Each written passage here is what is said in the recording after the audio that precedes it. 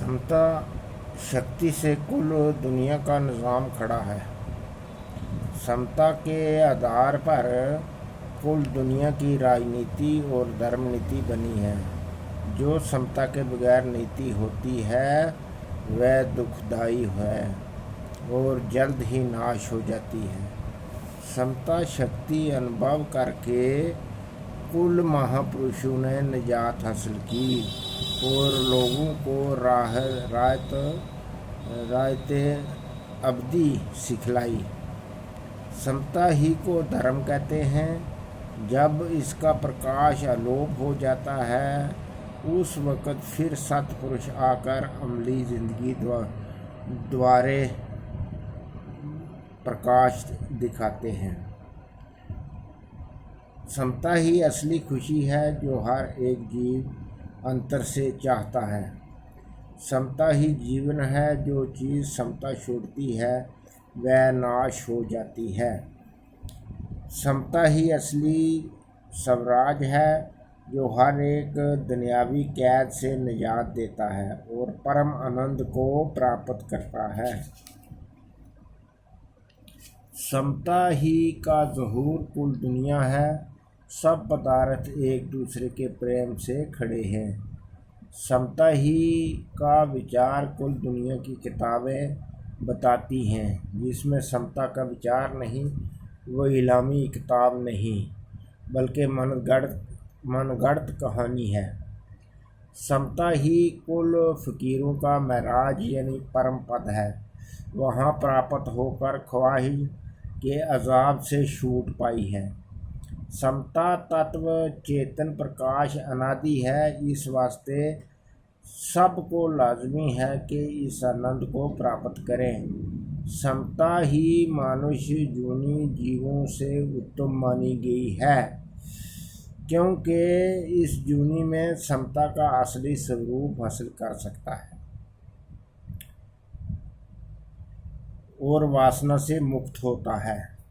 समता ही आनंद है, नित्य है, निर्वाण है। सबकी बुद्धि में इसकी चमक है। इस वास्ते इस प्रकाश की तहकीकात करना ही दिव्य कर्म और सत्पुरुषार्थ है। समता की हदायत सबको निजात देने वाली है सब मजहबी झगड़ों और दुनिया के झगड़ों से। समता की हदायत करने वाला ही असली रहनुमा है। इसके बगैर जो उपदेश है वह बाद मुआद है। समता की आनंद हालत को प्राप्त होना ही असली भक्ति है। इसके बगैर नफ्स पर प्रस्ती है और पाखंड है।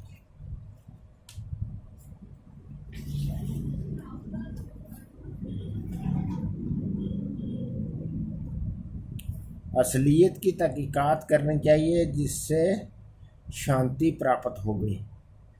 धर्म या ईमान का सार यही है कि गफलत को छोड़कर सत्मार्ग को धारण करें। गुरुओं की हदायत यही सिखाती है कि सत्कर्म धारण करके अपनी खुलासी को पाएं। इस वास्ते जो मनुष्य सत्य उपदेश को धारण करके हर घड़ी अपने अंतकरण को शुद्ध करता है और ईश्वर परायण निश्चय वाला है और वक़्त का पाबंद है यानी वक़्त पर दुनियावी कारोबार और वक़्त पर अपने सत्य अभ्यास में जो मोह रहता है वो ही निर्मल बुद्धि वाला पुरुष परम सिद्धि को सहज ही प्राप्त हो जाएगा।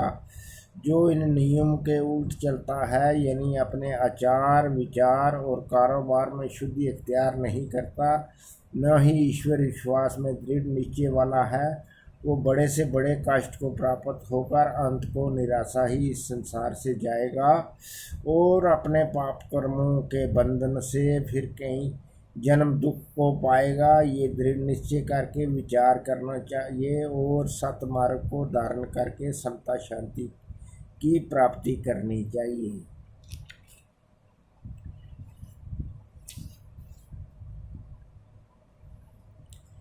ये परम साधन है। ईश्वर शक्ति का प्रधान नियम है जिसके धारण करने से जल्द ही सब विकारों से छूट कर परमानंद स्वरूप में लीन हो जाता है। स्वार्थ बुद्धि यानी खुदगर्जी एक बड़ा भारी अजाब इस जीव को है, जिससे हर वक्त मोह की अग्नि में जलता रहता है और अति कामनाओं का धारण करके बड़े से बड़े उपद्रव करता है, यानी घोर पाप करता है। यही दिशा नरक का स्वरूप है। इस अंधकार से छूटने के वास्ते सेवा रूपी दीपक अति सुखदायी है। जो गुणी पुरुष इस नियम को धारण करने वाला है वो स्वार्थ अंधकार से छूटकर परमार्थ आनंद को प्राप्त होता है। जीव को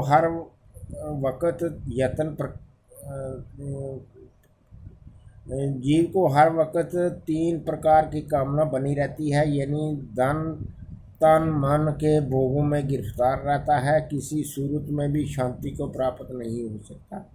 ख्वाह बड़े से बड़े ईश्वर को प्राप्त करके भोग करे। इस मोह में दिन रात मगन रहता है और अपने जीवन को